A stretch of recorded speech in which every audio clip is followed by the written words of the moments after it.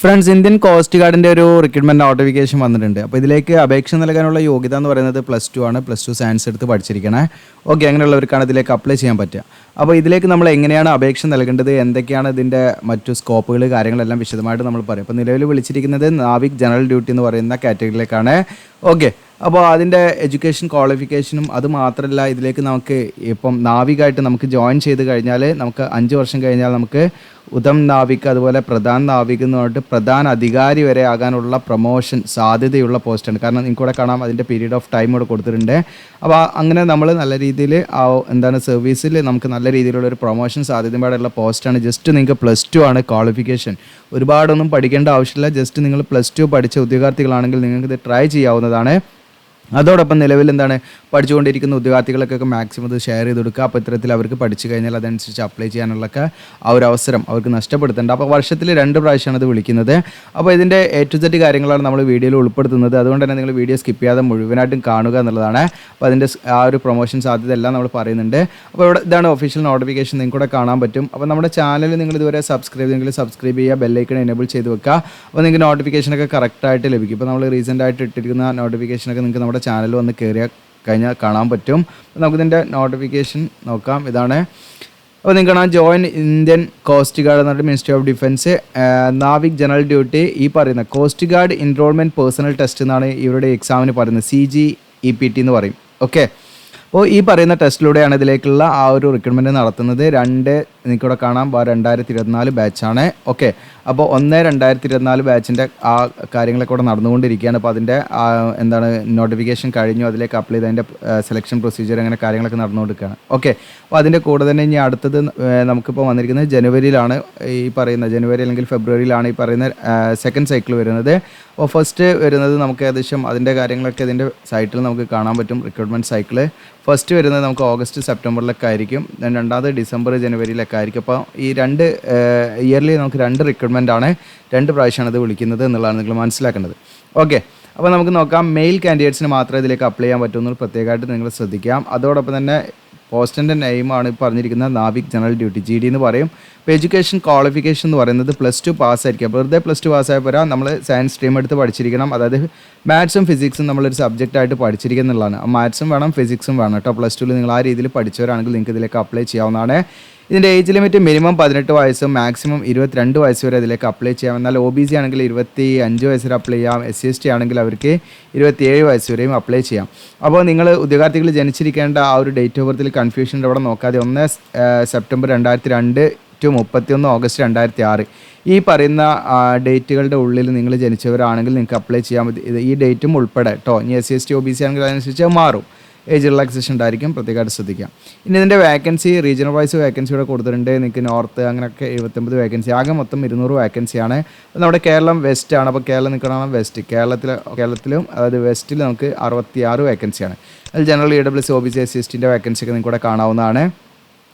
പിന്നെ തമിഴ്നാടിൻ്റെ വരുന്നത് ഈസ്റ്റിലാണ് കേട്ടോ. ഈസ്റ്റിൽ നമുക്ക് ഏകദേശം ഈസ്റ്റിൽ 33 വേക്കൻസിയാണ് വന്നിരിക്കുന്നത്. ഓക്കെ, ഇനി ഇതിൽ നമുക്ക് സെലക്ഷൻ പ്രൊസീജിയർ എന്ന് പറയുന്നത് നമുക്ക് 4 സ്റ്റേജാണുള്ളത്. ഓക്കെ, സ്റ്റേജ് 1, സ്റ്റേജ് 2, 3 and 4 ഈ 4 സ്റ്റേജിലുള്ള പെർഫോമൻസിനെ അടിസ്ഥാനമാക്കിയിട്ടാണ് ഇതിലേക്കുള്ള സെലക്ഷൻ ഉണ്ടായിരിക്കുക.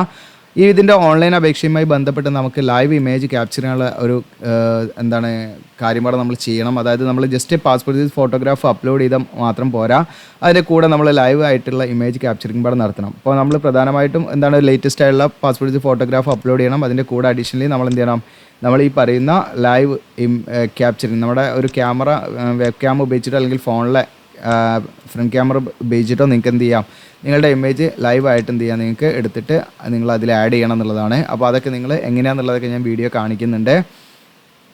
ഇതിനടുത്ത് അതോടൊപ്പം തന്നെ ഇതിൻ്റെ എക്സാമിനേഷൻ കാര്യങ്ങളാണ്. സ്റ്റേജ് 1 എന്ന് പറയുന്നത് കമ്പ്യൂട്ടർ ബേസ്ഡ് എക്സാമിനേഷൻ ആയിരിക്കും, ഒബ്ജക്റ്റീവ് ടൈപ്പുള്ള ക്വസ്റ്റൻ ആയിരിക്കും.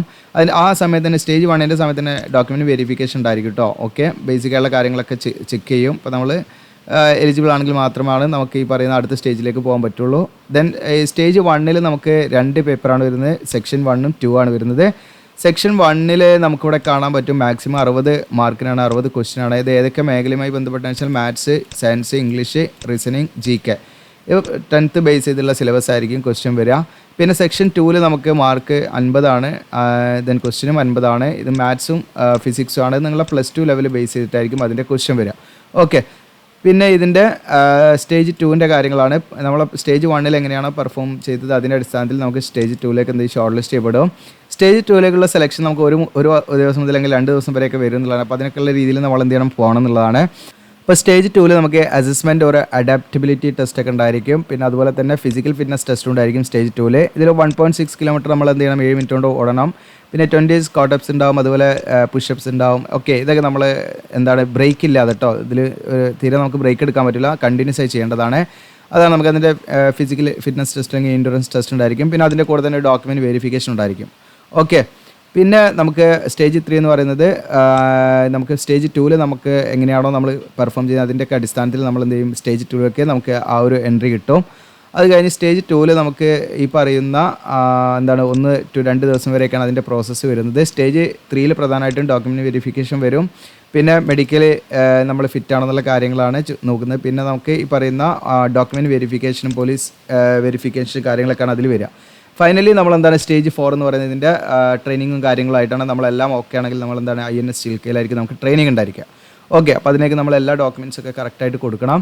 ഇനി നമ്മൾ എങ്ങനെയാണ് ഇതിൽ അപ്ലൈ ചെയ്യുന്നത് വെച്ചാൽ ഓൺലൈനായിട്ട് മാത്രമാണ് ഇതിലേക്ക് അപ്ലൈ ചെയ്യേണ്ടത്. അതെങ്ങനെയാണെന്നൊക്കെ വിശദമായിട്ട് ഞാൻ കാണിക്കാം. എക്സാമിനേഷൻ ഫീ ഉണ്ട്, നമുക്ക് 300 രൂപയാണ് എക്സാമിനേഷൻ ഫീ വരുന്നത്. എന്നാൽ SC ST കാൻഡിഡേറ്റ്സിന് യാതൊരുവിധ ഫീസും കൊടുക്കേണ്ട, ഫ്രീ ആയിട്ട് അപ്ലൈ ചെയ്യാം. എക്സാമിനേഷൻ സിറ്റി എന്ന് പറയുന്നത് നമുക്ക് കേരളത്തിലൊക്കെ എക്സാമിനേഷൻ സിറ്റി ഉണ്ടായിരിക്കും. അപ്പോൾ നിങ്ങൾ എന്ത് ചെയ്യണമെന്ന് വെച്ചാൽ പ്രത്യേകം ശ്രദ്ധിക്കേണ്ട ഒരു കാര്യമാണ്. കാരണം സ്റ്റേജ് 1-ൻ്റെയും 2-ൻ്റെയും എക്സാമിനേഷൻ സിറ്റി നമ്മൾ ശ്രദ്ധിക്കേണ്ട കാര്യം, നമ്മുടെ അഡ്രസ്സ് ഉണ്ടല്ലോ, നമ്മൾ താമസിക്കുന്ന റെസിഡൻസ് അഡ്രസ്സിൻ്റെ 30 കിലോമീറ്റർ ചുറ്റളവിലുള്ള പ്രദേശമായിരിക്കണം നമ്മൾ എന്ത് ചെയ്യണത്, ആദ്യത്തെ ചോയ്സ് നമ്മുടെ ആ ഒരു ഓപ്ഷൻ നമ്മൾ കൊടുക്കേണ്ടത്. അപ്പോൾ ഒരു ഉദ്യോഗാർത്ഥിക്ക് 5 പ്രിഫറൻസാണ് കൊടുക്കേണ്ടത്. അത് ഒന്നാമത്തെ പ്രിഫറൻസ് കൊടുക്കേണ്ടത് നമ്മൾ താമസിക്കുന്ന അഡ്രസ്സിന് അല്ലെങ്കിൽ നമ്മുടെ റെസിഡൻഷ്യൽ അഡ്രസ്സ് ഉണ്ടല്ലോ, കമ്മ്യൂണിക്കേഷൻ അഡ്രസ്സ്, ആ അഡ്രസ്സിൽ നമുക്ക് 30 കിലോമീറ്ററിൻ്റെ ചുറ്റളവിൻ്റെ ഉള്ളിലുള്ളതായിരിക്കണം ഫസ്റ്റ് നമ്മുടെ ചോയ്സ് നമ്മൾ എടുക്കുന്നത് എന്ന് പ്രത്യേകമായിട്ട് ശ്രദ്ധിക്കുക. അങ്ങനെ അല്ലെങ്കിൽ ചിലപ്പോൾ നമ്മുടെ കാൻഡിഡേറ്റ്സ് റിജക്റ്റ് ആവും ഡോക്യുമെൻറ്റ് വെരിഫിക്കേഷൻ്റെ ഒക്കെ സമയത്ത്, പ്രത്യേകം ശ്രദ്ധിക്കുക കേട്ടോ. അപ്പോൾ അങ്ങനെ ഒരു സിറ്റി നമ്മുടെ 30 കിലോമീറ്ററിൻ്റെ ഉള്ളിൽ ഇല്ലെങ്കിൽ നമുക്ക് പിന്നെ നമ്മൾ ചെയ്യേണ്ടതാണ് നമ്മുടെ ഏറ്റവും അടുത്തുള്ള എക്സാമിനേഷൻ സിറ്റി ഏതാണോ അതാണ് നമ്മൾ ചൂസ് ചെയ്യേണ്ടത്. ഓക്കെ, അപ്പോൾ ആ ഒരു കണ്ടീഷൻ പ്രത്യേകം നിങ്ങൾ ശ്രദ്ധിക്കണം. അപ്പോൾ ഇവിടെ പ്രത്യേകമായിട്ട് പറയുന്നുണ്ട്, നമ്മൾ അങ്ങനെ ഈ പറഞ്ഞിരിക്കുന്ന രീതിയിലല്ല ചെയ്തതെങ്കിൽ എന്ത് ചെയ്യും, നമ്മുടെ കാൻഡിഡേറ്റ്സ് എന്ത് ചെയ്യും, ക്യാൻസൽ ചെയ്യാനുള്ള സാധ്യത ഉണ്ടെന്ന് പറയുന്നുണ്ട് കേട്ടോ. പിന്നെ ഇതിൻ്റെ ഈ അഡ്മിറ്റ് കാർഡൊക്കെ നമ്മൾ എക്സാമിനേഷൻ നടക്കുന്ന സമയത്ത് നമുക്ക് ഡൗൺലോഡ് ചെയ്യണം. അപ്പോൾ ആ ഡൗൺലോഡ് ചെയ്യേണ്ട ഏകദേശം ഡേറ്റ് ഒക്കെ ഇവിടെ പറയുന്നുണ്ട്. സ്റ്റേജ് 1-ൻ്റെത് നമുക്ക് ഈ പറയുന്ന 2024 ഏപ്രിൽ മിഡിൽ അല്ലെങ്കിൽ എൻഡിലൊക്കെ ആയിരിക്കും അതിൻ്റെ ഈ അഡ്മിറ്റ് കാർഡൊക്കെ നമുക്ക് ലഭിക്കുക. സ്റ്റേജ് 2 ആണെങ്കിൽ മെയ് മിഡിൽ അല്ലെങ്കിൽ എൻഡിലായിരിക്കും. സ്റ്റേജ് 3 ആണെങ്കിൽ നിങ്ങൾക്ക് ഈ പറയുന്ന ഒക്ടോബർ തുടക്കത്തിലോ അല്ലെങ്കിൽ മിഡിലോ ആയിരിക്കും എന്നുള്ളതാണ് പ്രത്യേകമായിട്ട് ശ്രദ്ധിക്കേണ്ടത്. അപ്പോൾ ആ സമയത്തൊക്കെ നിങ്ങൾ ശ്രദ്ധിച്ചിരിക്കുക എന്നുള്ളതാണ്. ഇതിൻ്റെ മെഡിക്കൽ സ്റ്റാൻഡേർഡ് നമുക്ക് മിനിമം 157 സെൻറ്റിമീറ്റർ ഹൈറ്റ് വേണം കേട്ടോ. എന്നാൽ ലക്ഷദ്വീപിലൊക്കെ ഉള്ളവർക്ക് ഒരു 2 സെൻറ്റിമീറ്റർ റിലാക്സേഷൻ ഉണ്ട്. പിന്നെ ബാക്കി ഈ പറയുന്ന സംസ്ഥാനങ്ങളിലൊക്കെ ജീവിക്കുന്നവർക്ക് 5 സെൻറ്റിമീറ്ററിലും റിലാക്സേഷൻ കൊടുക്കുന്നത് കേട്ടോ. അപ്പോൾ ലക്ഷദ്വീപിലാണെങ്കിൽ 155 സെൻറ്റിമീറ്റർ ആയിട്ടുള്ളവർക്ക് എന്ത് ചെയ്യാം, ഇതിലേക്ക് അപ്ലൈ ചെയ്യാം. ഒരു ജസ്റ്റൊക്കെ നല്ല രീതിയിൽ ഉണ്ടായാൽ മതി, അല്ലാതെ അതിനൊരു നിശ്ചിതമായുള്ള കണക്ക് കാര്യങ്ങളില്ല. 5 സെൻറ്റിമീറ്റർ എക്സ്പാൻഷൻ വേണമെന്നുള്ളതാണ്. ദെൻ വെയിറ്റ് നമുക്ക് നിശ്ചിതമുള്ള ഹൈറ്റിനും ഏജിനൊക്കെ അനുസരിച്ചുള്ള ഒരു വെയിറ്റ് ഉണ്ടായിരിക്കണം എന്നുള്ളതാണ്. പിന്നെ ഇയറിംഗ് ഒക്കെ നോർമൽ ആയിരിക്കണം എന്നുള്ള കണ്ടീഷനാണ്. ഇനി ട്രെയിനിങ് വരുന്നത് നമുക്ക് ഈ പറയുന്ന ഈ സെപ്റ്റംബറിലൊക്കെ ആയിരിക്കും. അപ്പോൾ അത് നമുക്ക് INS ചിൽക്കയിൽ വെച്ചായിരിക്കും എന്നാണ് പറയുന്നത്. ഇനി ഇതിൻ്റെ അലവൻസ് കാര്യങ്ങൾ, സാലറി കാര്യങ്ങളൊക്കെ ഉണ്ട്. അപ്പോൾ നാവിക് ജനറൽ ഡ്യൂട്ടി എന്ന് പറയുന്നത് ബേസിക് പേ 21,700 ബേസിക് പേ വരുന്നത്. പ്ലസ് ഒട്ടനവധി അലവൻസും കാര്യങ്ങളുണ്ട്. അപ്പോൾ നമുക്ക് സ്റ്റാർട്ടിങ്ങിൽ തന്നെ 40 രൂപേൻ്റെ അടുത്ത് നമുക്ക് കിട്ടാവുന്ന ഒരു പോസ്റ്റാണ്. പിന്നെ അത് മാത്രമല്ല പ്രൊമോഷൻ സാധ്യതയുണ്ട്. പ്രൊമോഷൻ സാധ്യത വ്യക്തമായിട്ട് പറയുന്നുണ്ട്. പ്രധാന അധികാരി വരെ നിങ്ങൾക്ക് ആവാം എന്നുള്ളതാണ്. അതിൻ്റെ ബേസിക് പേ 47,600 നിങ്ങൾ മനസ്സിലാക്കുക. പിന്നെ ഒട്ടനവധി അലവൻസും കാര്യങ്ങളുണ്ട്. പിന്നെ അതർ ബെനിഫിറ്റ്സ് ഒക്കെ ഇവിടെ പറയുന്നുണ്ട്. ഒരുപാട് ബെനിഫിറ്റ് കാര്യങ്ങളുണ്ട്. പിന്നെ ഇൻഷുറൻസ് കവറേജ് ഉണ്ട്. ഓക്കെ, ഇത്രയാണ് ഇതിൻ്റെ നോട്ടിഫിക്കേഷനായിട്ട് ബന്ധപ്പെട്ട് പറയാനുള്ളത്. പിന്നെ SC ST OBC കാൻഡിഡേറ്റ്സ് ഒക്കെ ആണെങ്കിൽ അവരെന്തെങ്കിലും സെൻട്രൽ ഗവൺമെൻറ് പർപ്പസിന് വേണ്ടിയുള്ള ആ ഒരു ഫോർമാറ്റിൽ നമ്മൾ കാസ്റ്റ് സർട്ടിഫിക്കറ്റ് ഒക്കെ റെഡിയാക്കണം എന്നുള്ളതാണ്.